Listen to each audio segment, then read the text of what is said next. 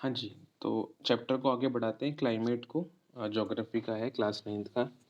आज हम एक क्वेश्चन डिस्कस करते हैं कि फैक्टर्स जिसकी वजह से क्लाइमेट ऑफ इंडिया अफेक्ट होता है। पिछली क्लास में हमने डिस्कस किया था कि किन-किन फैक्टर्स की वजह से क्लाइमेट कंट्रोल होता है किसी रीजन का, किसी प्लेस का। बट हम इंडिया की भी तो बात करते हैं क्योंकि हमें तो इंडिया पढ़ना है। तो इंडिया के लिए कौन से चीज़ें, कौन से फैक्टर्स क्लाइमेट कंट्रोल करते हैं, तो हम वो डिस्कस करेंगे और इम्पोर्टेंट क्वेश्चन है ये। तो क्वेश्चन लिखिए, what are the factors that affect India's climate. कौन से फैक्टर्स हैं जिनकी वजह से क्लाइमेट ऑफ इंडिया अफेक्ट होता है।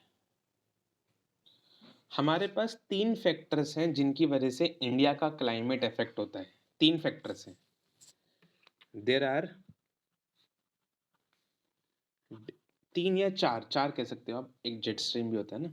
तो हम ऐसे लिखेंगे देयर आर डिफरेंट फैक्टर्स। वैसे तो 4 फैक्टर्स हैं बट हम उसको डिफरेंट करके लिख देंगे। There are different factors affecting the climate. Number 1 से हम स्टार्ट करेंगे, बहुत सिंपल है, लैटिट्यूड।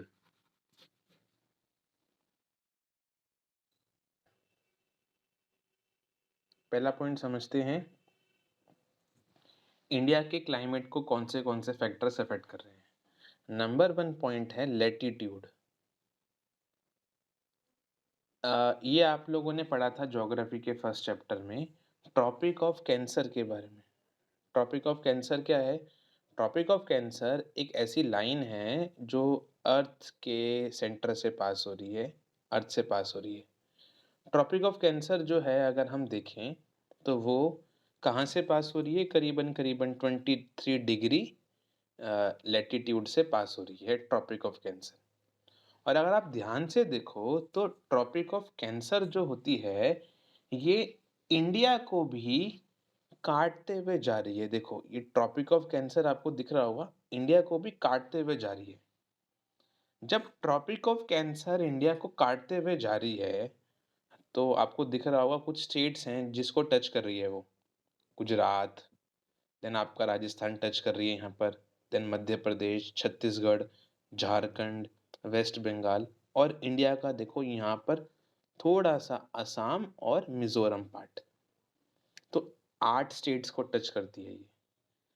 जब ट्रॉपिक ऑफ कैंसर इंडिया को जैसे तो ये पूरे ग्लोब को कट कर रही है, पूरे के पूरे आपके जो वर्ल्ड है उसको, उससे पास हो रही है।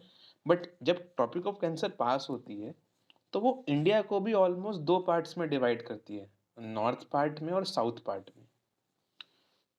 तो जब आपकी ट्रॉपिक ऑफ कैंसर पास होती है, कहाँ से पास होती है? ट्रॉपिक ऑफ कैंसर जो है ना गुजरात से पास होती है। सबसे पहले गुजरात में जहाँ टच करती है ट्रॉपिक ऑफ कैंसर वो रन ऑफ कच्छ है। रन ऑफ कच्छ एक जगह है गुजरात की, वहाँ से पास होती है वो, और वो जा रही है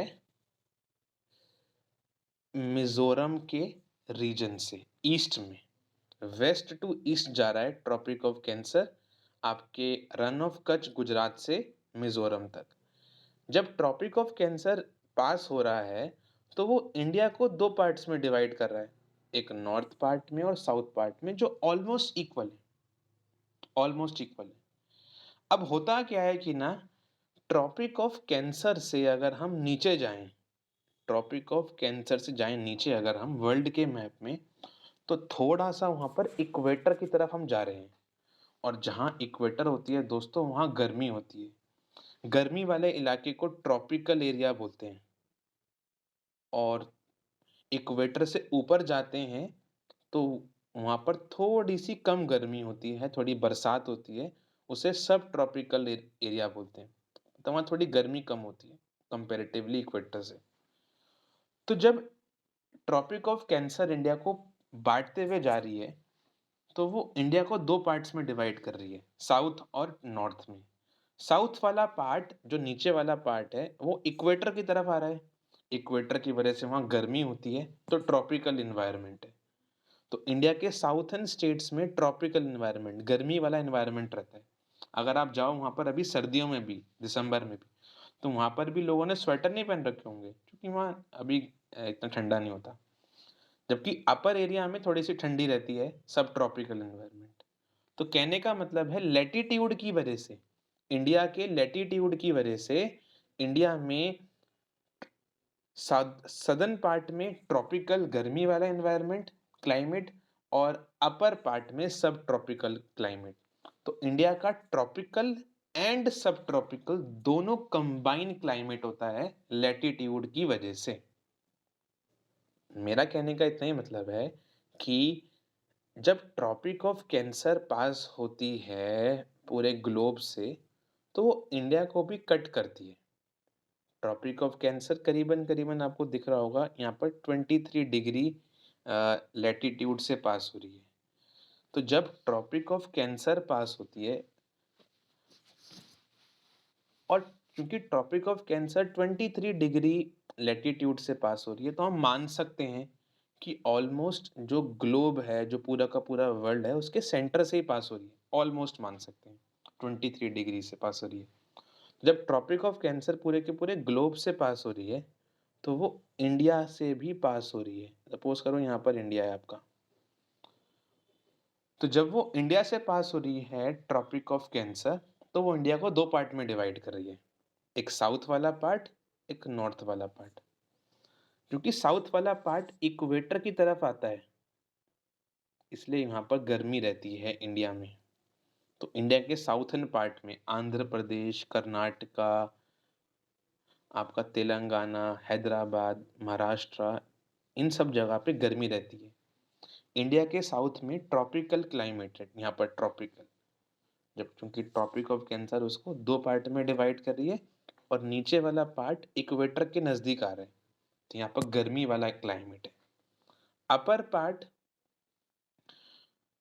थोड़ा ऊपर आ रहा है, इक्वेटर से थोड़ा ऊपर आ रहा है, तो वहाँ थोड़ी बहुत जो है गर्मी कम मिलेगी, वहाँ पर सब ट्रॉपिकल क्लाइमेट है।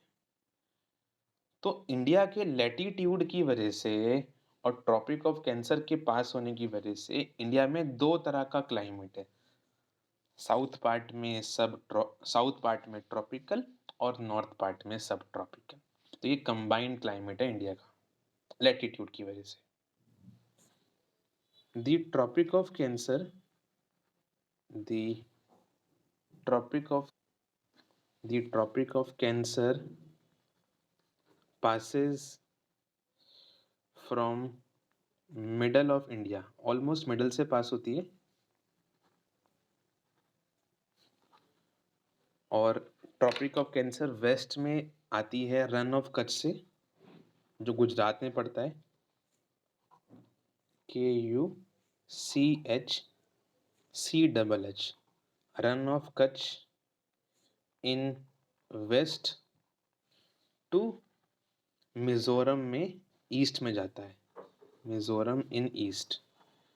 इंडिया में ट्रॉपिक ऑफ कैंसर इंडिया को 2 पार्ट में डिवाइड करता है। रन ऑफ कच्छ से मिजोरम जाता है ट्रॉपिक ऑफ कैंसर।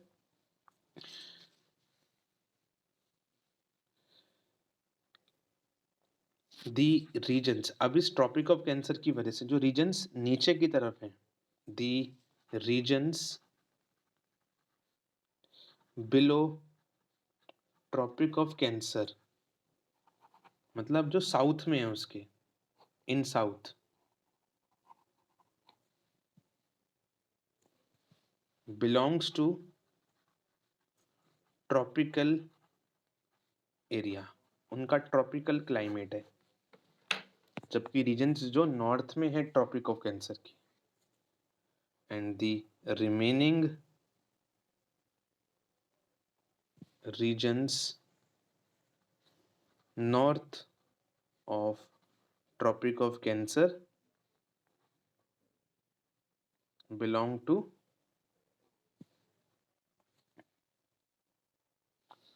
तो ट्रॉपिक ऑफ कैंसर पास होता है इंडिया की मिडल से, Rann of Kutch in west से, मिजोरम जाता है ईस्ट में वो tropic of cancer. Tropic of cancer के साउथ में जो भी रीजन्स पड़ते हैं इंडिया के, कर्नाटका, महाराष्ट्र, केरला, वहाँ पर गर्मी वाला, वहाँ पर ट्रॉपिकल क्लाइमेट है। और जो नॉर्थ में पड़ते हैं रीजन्स ट्रॉपिक ऑफ कैंसर के, दिल्ली, जम्मू कश्मीर, बिहार, उत्तर प्रदेश, वहाँ थोड़ा-सा सब ट्रॉपिकल, थोड़ा-सा कम गर्मी है। तो इसलिए इंडिया का ट्रॉपिकल एज़ वेल एज़ सब ट्रॉपिकल क्लाइमेट है, लैटीट्यूड की वजह से। सेकंड पॉइंट अगर हम देखें तो वो है एल्टीट्यूड। सेकंड पॉइंट है एल्टीट्यूड। इसको समझते हैं। देखो दोस्तों, आप लोगों ने टर्म 1 में जो पढ़ा था चैप्टर नंबर 2 ज्योग्राफी का, वहाँ आप लोगों ने पढ़ा था कि इंडिया में जो माउंटेन्स हैं, जो आपके हिमालयन माउंटेन्स हैं, उनकी हाइट एवरेज कितनी है? 6000 मीटर। सबसे हाईएस्ट उनकी हाइट 6000 मीटर थी। बट आपने यही पढ़ा था कि जो कोस्टल रीजन है इंडिया का, वहाँ जो वेस्टर्न घाट्स और ईस्टर्न घाट्स हैं, वहाँ पर भी थोड़े बहुत आपके जो हैं वो माउंटेन सिस्टम्स हैं, बट उनकी हाइट ज़्यादा नहीं है। वो करीबन 30 मीटर, बहुत छोटे हाइट के हैं, 30 मीटर हाइट के हैं मैक्सिमम। जबकि हिमालयन माउंटेन्स सबसे हाईएस्ट हाइट के हैं। इन माउंटेन्स की वजह से, इन माउंटेन की हाइट की वजह से, एल्टीट्यूड की वजह से इंडिया का क्लाइमेट जो है वो वेरी करता है। कैसे? बताता हूँ। देखिए एक्चुअली होता क्या है, जब विंटर्स आते हैं ना हमारे इंडिया में, जब विंटर्स आते हैं तो अभी पढ़ाऊंगा मैं आपको आगे। विंटर्स के टाइम पे इंडिया में नॉर्थ ईस्टर्न ट्रेड विंड्स आती हैं पूरे के पूरे वर्ल्ड से। ऐसे इंडिया में ऐसे हवाएं चलती हैं, ऐसे हवाएं चलती हैं इंडिया में। जब बात आती है विंटर्स की, विंटर्स के टाइम पे इंडिया में नॉर्थ ईस्टर्न ट्रेड विंड चलती हैं, ये हवाएं चलती हैं। ये कैसे चलती हैं वो अभी आपको पढ़ाएंगे आगे ही इसी टॉपिक में। तो जब सर्दियां आती हैं तो नॉर्थ ईस्टर्न ट्रेड विंड्स आती हैं एशिया के रीजन से। ऊपर एशिया है ना, पूरे के पूरे इंडिया के ऊपर यहाँ पर पूरा एशिया रीजन है। एशिया या सेंट्रल एशिया से ये नॉर्थ ईस्टर्न ट्रेड विंड्स आती हैं। अब मैंने आपको बताया कि इंडिया में इधर क्या है, हिमालयाज हैं। और कितनी हाइट के हैं उनकी हिमालयाज? करीबन करीबन 6000 मीटर ऊंचे हैं हिमालयाज। क्योंकि 6000 मीटर ऊंचे हिमालयाज हैं हमारे यहाँ पर, जब ये ठंडी हवाएं, जब ये नॉर्थ ईस्टर्न ट्रेड विंड्स ये जो आ रही है ना, ये टकराती हैं हिमालय से, तो इनका जो इफेक्ट होता है वो कम हो जाता है। इसलिए आप लोग देखो, जो इंडिया में विंटर्स पड़ते हैं वो इतने ठंडे नहीं पड़ते। अगर आप जाके देखो, चाइना जाके देखो, या आप जाके देखो म्यांमार, जो ऊपर की तरफ हमारे एशिया में कंट्रीज हैं, जापान जाके देखो, इस समय बहुत ज़बरदस्त ठंड पड़ती है वहाँ पर। इंडिया में दिसंबर जनवरी में इतनी ज़बरदस्त ठंड नहीं पड़ती है, क्योंकि हिमालयाज इन ठंड को रोकते हैं। तो इसकी वजह से हमारा क्लाइमेट डिटरमाइन होता है एल्टीट्यूड की वजह से, कि इंडिया में 6000 मीटर लंबे एल्टीट्यूड्स हैं। तो जब ठंडी हवाएं आती हैं विंटर्स के टाइम पे, नॉर्थ ईस्टर्न ट्रेड विंड्स आती हैं इंडिया में, तो इनको बड़े बड़े हिमालयस रोक देते हैं। इसकी वजह से जब ये हवाएं चलती हैं तो इतनी ठंडी कॉज नहीं करती। अगर हिमालय नहीं होते यहाँ पर तो इंडिया में ज़बरदस्त ठंड पड़ती, चाइना वगैरह की तरह बर्फ़ जम जाती है यहाँ पर, जो नहीं जमती एल्टीट्यूड की वजह से। India has India has mountains in north. हमारे नॉर्थ में हिमालयाज हैं, है ना, माउंटेन्स हैं, जिनकी हाइट कितनी है, which have average height of, जिनकी एवरेज हाइट होती है 6000 मीटर। जबकि इंडिया में तो वेस्टर्न घाट्स और ईस्टर्न घाट्स में भी माउंटेन्स हैं, बट छोटी हाइट है उनकी। Where as the mountains in coastal region have about 30 metre height. India में माउंटेन्स नॉर्थ में भी हैं और कोस्टल रीजन में भी हैं। नॉर्थ में उन माउंटेन्स की हाइट कितनी है? 6000 मीटर। और कोस्टल रीजन मतलब ईस्टर्न और वेस्टर्न घाट्स में जो माउंटेन्स हैं वो थोड़े कम हाइट के हैं, 30 मीटर की हाइट के हैं। तो इन माउंटेन्स की वजह से क्या हो रहा है? ये जो माउंटेन्स हैं आपके नॉर्थ में, जो हिमालयाज हैं, इनका बड़ा इंपॉर्टेंट रोल है। The Himalayas play a important role play an important role as they prevent, क्योंकि ये रोकते हैं, as they prevent cold winds from central Asia. जो सेंट्रल एशिया है, जो एशिया है वहाँ से ठंडी हवाएं आ रही हैं अभी सर्दियों में। as they prevent cold winds from central Asia from entering India। और उसी की वजह से and because of which India experiences a mild मतलब ज़्यादा ठंड नहीं पड़ती, माइल्ड कम ठंड पड़ती है, milder winter than central Asia. बाकी जो एशिया का रीजन है, चाइना वगैरह, जापान, वहाँ ज़बरदस्त ठंड पड़ती है। यहाँ पर हिमालय ने ठंड को रोक दिया अपनी हाइट की वजह से। थर्ड पॉइंट, इंडिया के क्लाइमेट को कौन अफेक्ट कर रहा है? तो वो है प्रेशर एंड विंड्स। आप लिखिए, the climate of India is also affected by number 1 pressure and surface wind,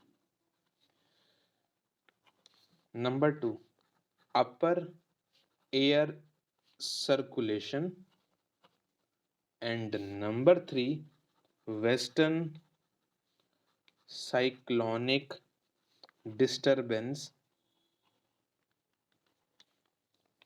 and tropical cyclone।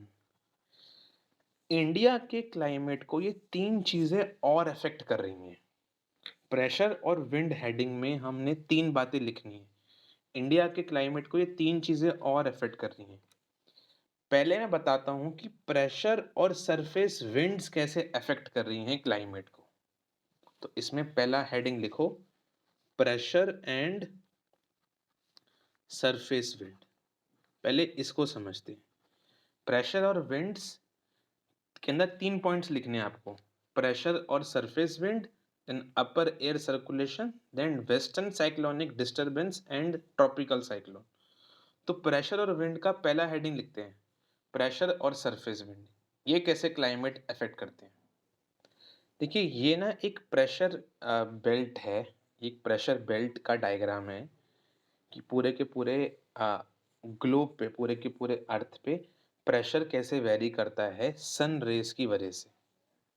तो आप समझने की कोशिश करना क्या मैं बताना चाह रहा हूँ आपको, कि सन रेज की वजह से प्रेशर कैसे क्रिएट होता है पूरे के पूरे हमारे अर्थ पे, और उससे क्लाइमेट कैसे इफेक्ट होता है। क्योंकि मैंने लिखवाया ना आपको, प्रेशर एंड सरफेस विंड्स, मैंने आपको ये हेडिंग लिखवाई है। तो प्रेशर और सरफेस विंड की वजह से क्लाइमेट कैसे अफेक्ट हो रहा है। देखिए, देखिए जब हम बात करते हैं पूरे के पूरे हमारे अर्थ की, पूरे ग्लोब की, तो आपको ये लाइन दिख रही है, ये लाइन क्या है? इक्वेटर। भाई, अर्थ को 2 पार्ट में कौन लाइन डिवाइड कर रही है? इक्वेटर। तो ये लाइन इक्वेटर, देखो यहाँ लिखा भी है ना, इक्वेटर। और ये वाले कौन से पॉइंट्स होते हैं? पोल्स। ये भी और ये भी पोल्स हैं। अच्छा, आपको पता होगा सबसे ज्यादा सनलाइट कहाँ पड़ती है अर्थ की? आपके इक्वेटर पे पड़ती है।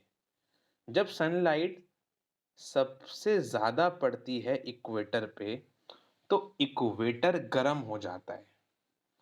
गर्म होने की वजह से जो हवा होती है इक्वेटर की, वो एक लो प्रेशर पे आ जाती है। जब सनलाइट गिरती है ना अर्थ पे तो इक्वेटर पे मैक्सिमम सनलाइट गिरती है, जिसकी वजह से इक्वेटर पे हवा गर्म हो जाती है। भाई जब सनलाइट गिरेगी तो सनलाइट क्या करेगी, गर्म कर देगी ना आसपास की चीज़ों को, तो हवा भी गर्म हो जाएगी, जिसकी वजह से इक्वेटर की हवा लो प्रेशर पे आ जाती है। अच्छा ठीक है, बट यहाँ पर थोड़ा-सा कम सनलाइट गिरती है, इसलिए यहाँ पर हवा इतनी गर्म नहीं होती और हवा हाई प्रेशर पे होती है। तो जब सनलाइट गिरती है, दोबारा सुन लीजिए, इक्वेटर पे, क्योंकि मैक्सिमम सनलाइट गिरती है हमारे अर्थ पे इक्वेटर पे, तो इक्वेटर की हवा गर्म होके लो प्रेशर की हो जाती है।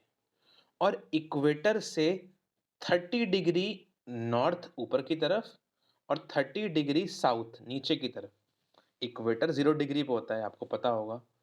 इक्वेटर होता है 0 डिग्री पे और 30 डिग्री नॉर्थ और 30 डिग्री साउथ पे कम सनलाइट गिरने की वजह से वहाँ हो जाता है हाई प्रेशर। तो इसकी वजह से क्या होने वाला है? इसकी वजह से दोस्तों ये होने वाला है कि जब हवा लो प्रेशर पे होती है, तो वो वहाँ से भागती है। कहाँ भागती है? जहाँ पर हाई प्रेशर होता है। तो देखिए, हवा लो प्रेशर से ऊपर जा रही है और जा नीचे रही है, क्योंकि गर्म हवा है ना, गर्म हवा या तो ऊपर जाती है या नीचे जाती है। तो देखो ऐसे ही हो रहा है, एरो देखो आप, हवा क्या हो रही है? जा रही है या तो नीचे या ऊपर। अब जब हवा जाएगी ऊपर या नीचे, तो यहाँ पर क्या हो जाएगा, इक्वेटर पे एयर की एब्सेंस, और एयर की एब्सेंस को फिल करने के लिए 30 डिग्री से इधर की तरफ हवा आएगी ऊपर। भाई जब हवा चली गई यहाँ से तो क्या होगा? ऊपर से हवा आएगी और नीचे से हवा आएगी। ये जो हवाएं आ रही हैं इक्वेटर की तरफ, सबसे इंपॉर्टेंट है ध्यान रखना, जो हवाएं आ रही हैं इक्वेटर की तरफ वो नॉर्थ ईस्टर्न ट्रेड विंड्स और साउथ ईस्टर्न ट्रेड विंड्स। और मैंने आपको बताया था ना अभी थोड़ी देर पहले कि इंडिया में सर्दियों में ये नॉर्थ ईस्टर्न ट्रेड विंड्स आती हैं, और अगर हिमालय नहीं होता तो इनकी वजह से ज़बरदस्त ठंड पड़ती। तो देखो मैंने बता दिया कैसे बनती हैं नॉर्थ ईस्टर्न ट्रेड विंड्स। तो नॉर्थ ईस्टर्न ट्रेड विंड्स और साउथ ईस्टर्न ट्रेड विंड्स ऐसे आती हैं इक्वेटर की तरफ। अब आप बोलोगे इससे इंडिया पे क्या फर्क पड़ रहा है? भाई हम तो इंडिया पढ़ रहे हैं ना। तो आपको पता होना चाहिए कि इंडिया जो है वो कहाँ लाई करता है। इंडिया थोड़ा सा ऊपर तो लाई करता है इक्वेटर के, यहाँ कहीं लाई करता है हमारा इंडिया, यहाँ कहीं लाई करता है। अभी पढ़ा था ना हमने कि भाई 23 डिग्री से ही तो ट्रॉपिक ऑफ कैंसर पास होता है इंडिया से। देखो 30 डिग्री यहाँ पर है तो कहीं यहाँ पर 23 डिग्री होगा। तो जो मैंने येलो से दिखाया है इधर कहीं इंडिया होगी। तो इंडिया में ऐसा हो रहा है, इंडिया यहाँ पर है। तो कहने का मतलब ये है कि India north eastern trade winds के रास्ते में पड़ता है। इंडिया में नॉर्थ ईस्टर्न ट्रेड विंड्स आती हैं। अब नॉर्थ ईस्टर्न ट्रेड विंड्स जो हैं वो कहाँ से आ रही हैं? जहाँ पर हाई प्रेशर है। और दोस्तों जब हाई प्रेशर से हवाएं आती हैं ना, तो वो बारिश नहीं करती हैं। जब हाई प्रेशर से हवाएं आती हैं तो वो बारिश नहीं करती। क्यों नहीं करती बारिश भाई? भाई बारिश वही तो करेगी हवा जो गर्म होगी। गर्म हवा से ही बारिश हो सकती है, क्योंकि गर्म हवा अपने साथ पानी लेकर आती है, रेन लेकर आती है। और इंडिया तो नॉर्थ ईस्टर्न ट्रेड विंड के रास्ते में पड़ता है, यहाँ पड़ता है, और यहाँ पर हाई प्रेशर विंड्स आती हैं। तो इसकी वजह से इंडिया पे बारिश नहीं होनी चाहिए थी, बट इंडिया में बारिश होती है। तो पहले तो ये समझ में आ रहा है कि इंडिया में नॉर्थ ईस्टर्न ट्रेड विंड्स आती हैं हाई प्रेशर से। इसकी वजह से क्लाइमेट इंडिया का बन रहा है कुछ। ये जो नॉर्थ ईस्टर्न ट्रेड विंड्स है ना, ये बारिश नहीं करती, बट हाँ, ये ठंडी कॉज करती हैं। तो जो इंडिया में ठंडी आती है ना, वो नॉर्थ ईस्टर्न ट्रेड विंड की वजह से आती है। क्योंकि north eastern trade winds high pressure से आती हैं। हाई प्रेशर की हवाएं ठंडी होती हैं, उनमें गर्मी नहीं होती, इसलिए वो इंडिया में ठंडी कॉज करती हैं। तो इसकी हिसाब से इंडिया में ठंडी तो north eastern trade wind cause कर रही है। अब बारिश कैसे आती है वो भी देखते हैं, पहले इतना लिख लेते हैं। इंडिया लाइज इंडिया लाइज ये बताया मैंने आपको, in the path of north eastern trade winds. अभी हमने देखा कि India north eastern trade winds के रास्ते में पड़ता है। दीज विंड्स ओरिजिनेट, ये विंड्स ओरिजिनेट कहां से हुई हैं? Originate from high pressure sub tropical northern hemisphere. ये जो हवाएं हैं ये हाई प्रेशर के नॉर्थ वाले